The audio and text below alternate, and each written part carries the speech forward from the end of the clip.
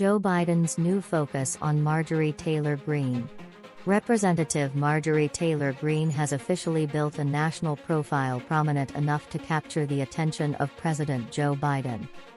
Greene emerged as an up-and-coming mega star during her first term in Congress, and her role in helping Representative Kevin McCarthy secure the speakership helped increase her power in the GOP after her re-election.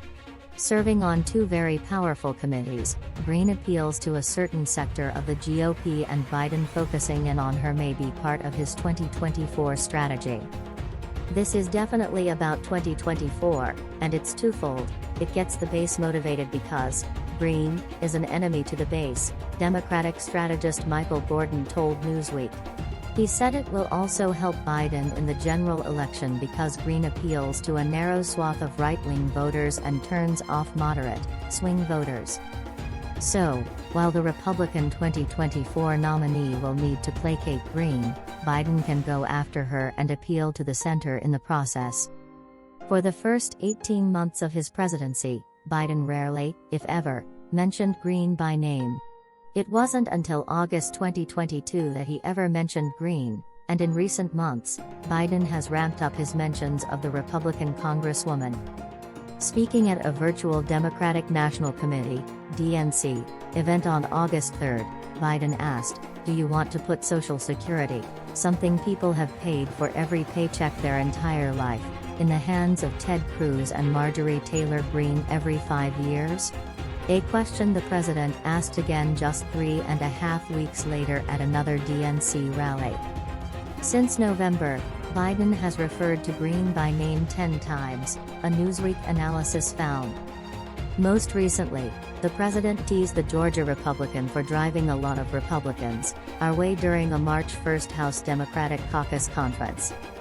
"Isn't she amazing?" Biden joked.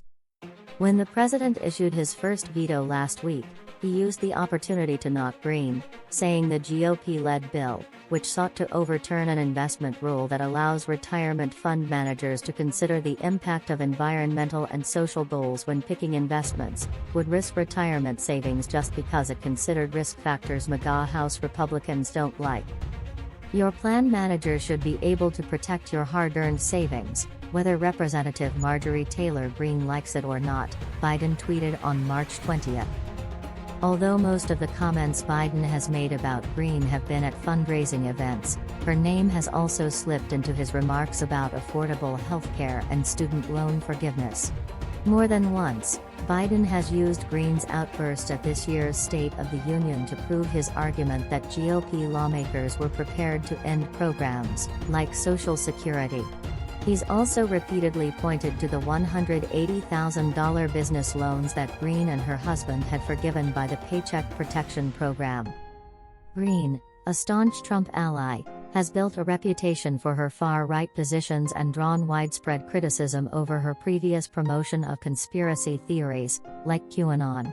Despite being a conservative firebrand, she broke with other Freedom Caucus members in January to support McCarthy's bid for the speakership, while her colleagues remained firmly opposed throughout 14 rounds of voting. Greene, who challenged Biden's 2020 victory, has also been one of his most vocal critics in Congress. She filed articles of impeachment against him in the days after his inauguration and heckled him during his State of the Union address this year, calling him a liar. Once considered a fringe party member, McCarthy catapulted Greene into becoming the poster child of the Republican Party with powerful positions on the Oversight and Homeland Security Committees, according to political consultant Michael Hopkins.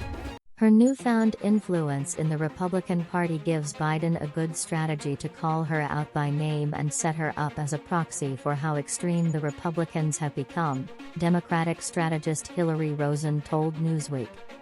Biden has signaled that he prepares to run in the next election, although he has not yet officially announced his candidacy. Still, as the sitting president, every day is considered part of his campaign if he wants to win in 2024. A number of politicos who spoke to Newsweek described calling out Greene as an effective playbook for the president, who could advance his causes by portraying Greene as the face of the GOP.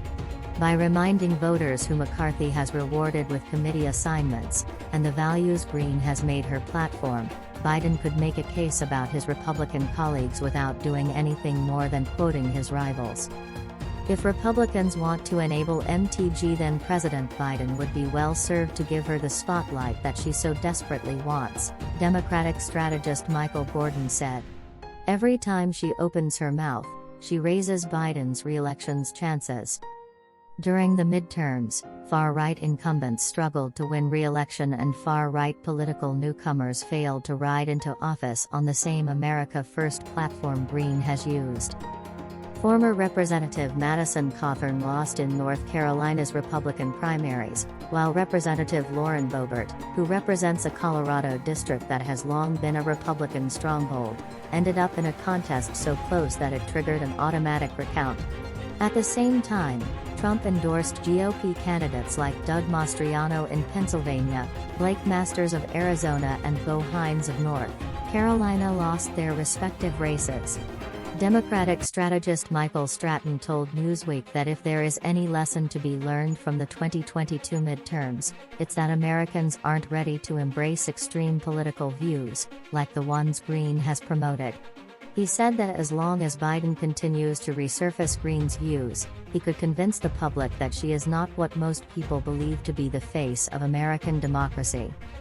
The Republicans were hoping that after a few months, women would forget about Roe, but women did not forget about Roe, Stratton said.